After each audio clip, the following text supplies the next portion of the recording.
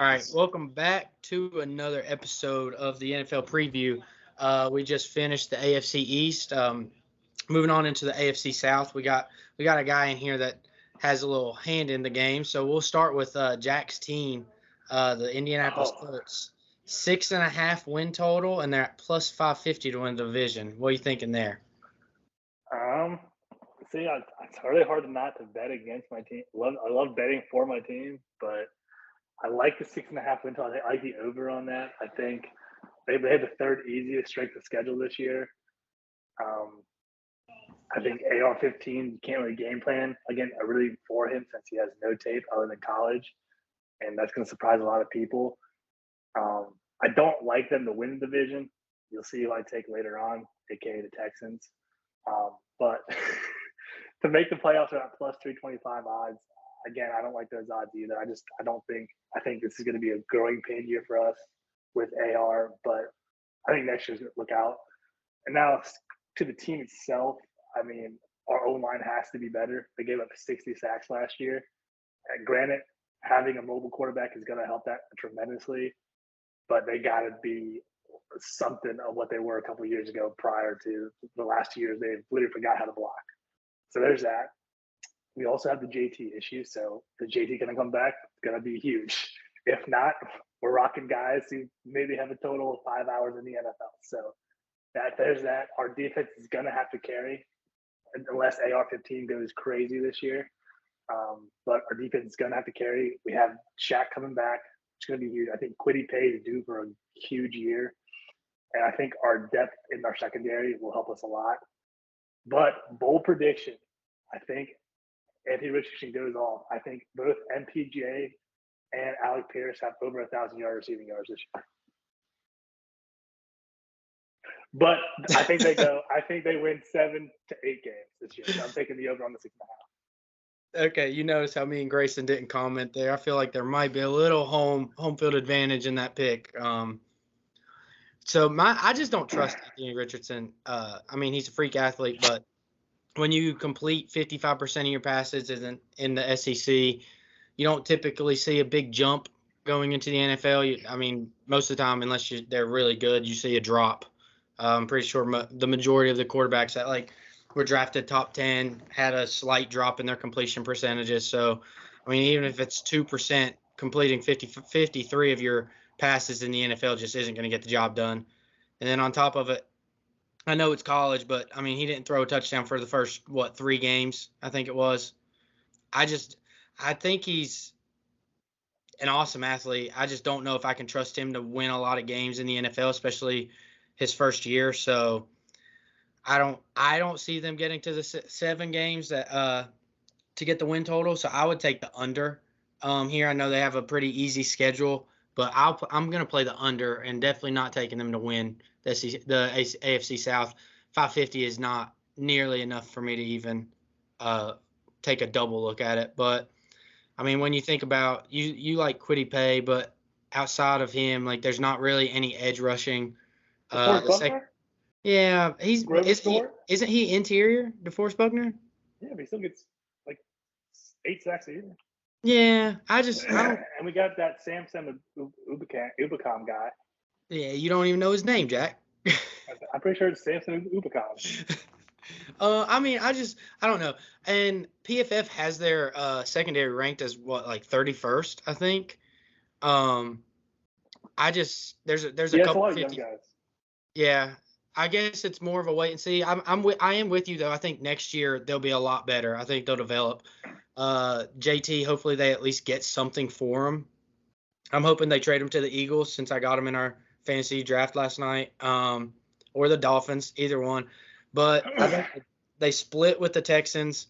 They might split with the Titans just out of some chaos. Outside of that, they got a couple 50-50 games with the Panthers. If you want to count the Patriots as a 50-50 game, the Bucks, the Falcons, the Raiders, I just don't know. They're winning 7 games.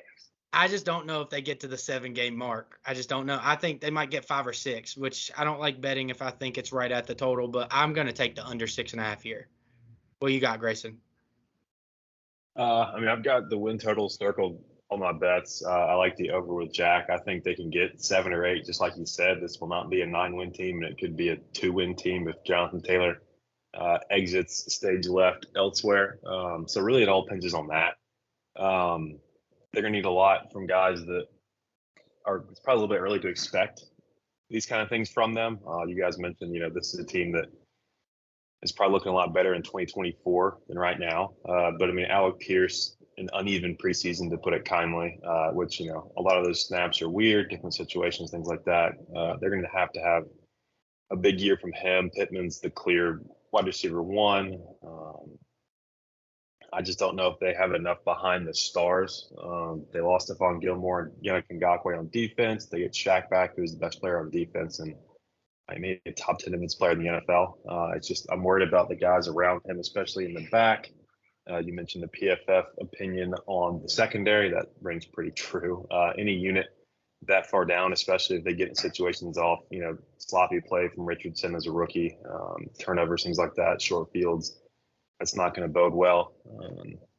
Minshew's a good backup. I like they've got experience in the QB room, kind of mentor him. He's been, serviceable for Philly in the past and other teams as well. So I don't necessarily hate that. The division odds and playoff odds, I have no interest in taking them. I mean, you could add $2 to both of them. I still probably wouldn't take them just because, like we've said a couple times now, it's just a little early. But I think that they can outperform at least the win total. And minus 118 on a win total is not the end of the world juice-wise. So I'm with Jack on them getting to 7, potentially 8. And to do that, they're going to have to beat Houston twice and Tennessee once, I think. So if they go 3-3 in the division, winning 3 out of 4 from the teams that are not Jacksonville, I think that puts them quite literally halfway there, and that's a good start to them getting a 7. Yeah, I think the line's pretty sharp. I kind of had them when I was going through the thing really at 6 to 7, but it's kind of hard to throw all. I feel for me it was like have to give them all of their 50-50 games unless they just shock somebody in a game in order for them to get there. And when you're facing teams like we were talking about earlier before we started, like the Panthers aren't great, but they have a pretty good defense. The Patriots, I mean, they're always still the Patriots. And then outside of that, I think they beat the Bucs and Raiders. The Falcons, I think, is a true 50-50 game. It's just hard for me to give them the nod there. But we'll move on to, you spoke about they need to split with the Titans. We'll move on to them. Plus 310 to win the division, and 7.5 total right now. What you got, Grayson? This is one of the more just brutally average teams in the NFL, honestly. There's a lot of talks about a tear-down rebuild. That means Henry gone, Tannehill gone, Byard gone. But they didn't do it. So they're bringing Levis at QB. Maybe we'll see how he does. That may be more of a question of if Tannehill regresses further as he enters his late 30s. Could they, kind of dump it to the rookie to try and figure things out if it's a lost season at that point anyway? Henry's going to continue to really decide how this team performs. They're going to beat the Texans because he averages like 180 yards a game against them. But outside of that, I don't love a lot. They lost the whole left side of their O-line, led by Taylor Lewan. They did draft Skoronski in the first round, which would be nice, but as a rookie on the O-line, there's been several wake-up calls along the way in his rookie season.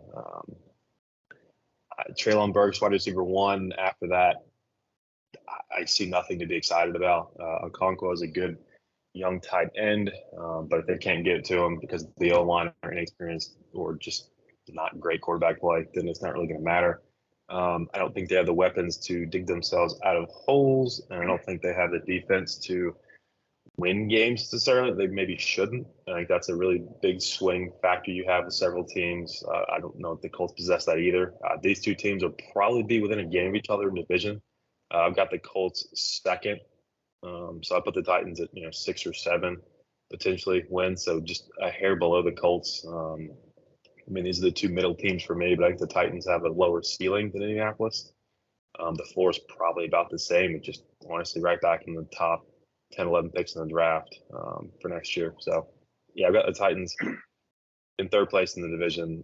Schedule not terrible, but it's not enough, like we mentioned with the Colts, where it may be an actual asset for them. Yeah, I think I'm kind of with you. I'm not going to touch the total wins there. I think I had them when I was going through and just doing wins losses like anywhere from 6 to 8. I could see. Yeah, it's Uh, 7.5 too. So I mean, it's yeah, right there. exactly. So like I think this would be a good division to do a correct order on. We were talking about it before the game. I mean, I feel like there's a clear favorite, which we'll get to them in a minute, but I think you can interchange the two middle teams. Uh, like you said, this is just the epitome of mediocrity. Like they signed D Hop, but we don't really know what he has to go anymore. I feel like that signing was just kind of telling Tannehill and Derrick Henry, sorry, um, like this is your last chance. If you guys make something special, we're gonna start rebuilding. We won't start rebuilding, but if nothing happens, we're gonna start rebuilding. I mean, they drafted Levis. I feel like they're already positioning themselves to start moving on and going back into like a full rebuild. But like it felt like they kind of were stuck in their decision making, whether they wanted to move forward or they wanted to go one last round. So I don't really have a bet for this. I don't like them at the 7.5 number, and I definitely don't like them to win the division. I have them in the second, finishing second. But what you got, Jack? So I too have them finishing third, and I don't like the win total. I think they finish at best at the 7 win mark, which is still below 7.5. Speaking on the quarterback, I mean Tannehill, what does he have left? Um, yeah, they drafted Will Levis, but like as we've heard, Malik Willis has been showing off in spring training and camp. So like maybe he's number two. So like, and then going on the offensive line, like they as an offensive line unit last year, they gave them 49 sacks and they just lost their two left sides. So like that's only going to get higher unless Skarovsky is the real deal. Um, and speaking on receivers more, Brooks may be out the first few weeks as he got injured in preseason. So now DeAndre's to the number one. He has number one potential, but he's only getting older. What does he have left in the tank? The Titans for me, this is like it's a very like Grayson said, mediocre team. It's hard to really bet them on anything because they're nothing special either way. They're nothing special offensively. They're nothing special defensively.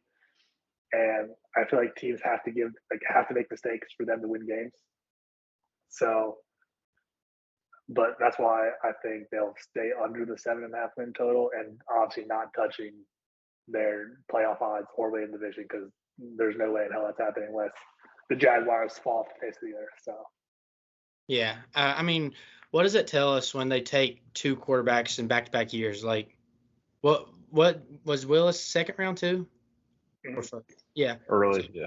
early second. I mean, they took two quarterbacks early second. Like, I think they're ready to move on from Tannehill. I think like I was saying, I think the D Hop signing was just kind of like being like, hey, here's your last chance. We got people in place ready for when you're done. Even though he's, in my opinion, kind of done. But I mean, we all kind of like agree with that. But moving on to what I would think is the clear favorite, my short spew on the Jags here is I'm taking the over 9.5 wins. I would even go up and take them at over 10.5 at plus 145. I like that number. I think they get to 11 or 12 this year. I just think they got better on both sides of the ball. EDN is good, coming back off the injury, but or he looks good. They drafted Tank Bigsby, and then obviously adding Calvin Ridley. I mean, that offense is going to be, I think, one of the best offenses in the league, probably, if as long as they keep mistakes out of it. So, and then I mean, on the other side of the ball, they're pretty solid defense. I don't think they have to be great to win this division. Minus 155 is not the best. It'd be a good, like if you want to take like a 2-leg parlay piece, it'd be a good piece for a parlay, I think, because I think it's as close as you can get to being 100%. But I never like to say that. I'd say their chances to win is probably like 98. But like we said, unless there's some crazy miraculous like turn and they just fall off the face of the earth, I really like the over 10.5 at plus 145. What do you got here, Grayson? I mean, I have them winning. I didn't put the division future in the picks just because that juice is like a touch high for me. But I think if I was, picking division winners, put them in a parlay, for example, I would have them in there just to kind of mitigate the price you pay for taking, like you said, a clear favorite to win a division. You throw 2 or 3 in there, like a San Francisco, Kansas City, et cetera, and that number is a lot more palatable. But it's going to come down to Ridley because they got a lot of production out of a lot of not of talent necessarily at skill positions last year, especially receiver and tight end. Really resurgent year for Evan Ingram. He'll be back. ETN, hopefully second full year of football coming up for him. I'm really excited to see what he does. They got a rookie in the room as well, and Big G, like you mentioned, who I like a lot and should provide pretty decent handcuffing, in that backfield. I mean, at 28 years old, Ridley's really been robbed of his prime through some injuries and off the field stuff. It's honestly just so dumb you couldn't believe it. I don't love the no defensive selections the first 2 days in the NFL draft. The defense was their undoing, as evidenced by nothing more blatant than Chad Henne going 98 yards on them in the playoffs. That was a huge score in that game and ultimately led to the end of their season.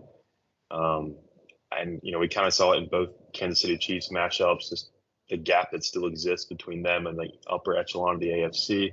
I think they get closer to closing that gap in. I just don't know if they get up into that top tier of, Bills, Bengals, Chiefs this season. But if they do get there, it's going to be on the back of Ridley. I don't know if the defense can be much better than not tossing them games. I don't know if the defense won them many games last year, and I wouldn't expect them to this year. The schedule is about middle of the pack, so not really a strength or a weakness necessarily, so that'll help. Just another year of Doug Peterson mentoring Trevor Lawrence as opposed to the idiot who preceded Peterson. So that will only increase the stock of this entire team, to be honest. The Super Bowl winning coach winning and beat Tom Brady with a backup QB, and now he's looking to bring the Jaguars to that similar peak. I like them to win the division. As far as any picks of the Jaguars, Ridley is currently plus 250 to lead the division in receiving yards this season. That's surely been bet down from wherever the true line is. But if it's not him, Pittman at 6-1. Those would be my top 2 options for a little bit more exotic future. But that is the only thing I've got for the Jaguars bets wise. What you got, Jack? For me, I kind of go like your idea of them winning more than the 9.5, 10.5 even. I look at their schedule. Their schedule is very favorable. I mean, they do have the hardest schedule per se in the division, but a lot of their hard games they either have at home or at neutral sites. So they play Kansas City at home. They play Buffalo in London. They'll play Cincinnati at home, and they'll play San Francisco at home. So that's very favorable, because if they go away, I don't think they win those games. But at home, give them a more 50-50 shot there. Rest of the schedule is really easy, as AFC South is not a tough division this year. They should run away with this division. Love them taking the division. Adding Calvin Ridley to an already Christian Kirk, Zay Jones, and a breakout Evan Ingram last year, I think bodes well for not only them, those 4 as a piece, but as for Trevor Lawrence in general. And then they also have ETN. Gonna go with Grayson. Can the defense, keep them in games offensively? I think they'll be fine. It's gonna be a high-powering offense here, and they'll probably pass all over the defenses in the South. But my prediction is Trevor Lawrence MVP. Okay. All right. Well, do we know the odds on that for this year? Let's see. Where do I have this? I mean, I don't hate it. When you think about their division opponents, what is that? He's at plus 1,600 on FanDuel. Yeah. And then, I mean, if you think about it, their division opponents, that's 6 games, and I don't see any other defense in this division being able to stop them from scoring 25. Plus a game. He's tied for 6th best odds to win MVP with Aaron Rodgers. I don't hate it. I think it's a good look. I think 16-1 is pretty good odds, especially for the schedule he has. I mean, like you said, all those rough games on their schedule, they're at home. So, I mean, even if they steal 1 or 2 to teams that we think are, and most people think that are better than them, that's why I kind of am leaning towards the over 10.5. But that's our clear favorite there. Let's talk about the Texans. We don't even have to go over the odds plus 1,000, but their win total is 6.5. Grayson, you got any plays for the Texans here? No, because I'm not convinced that one of us could not wander into an open tryout and be one of the 53 players on the roster.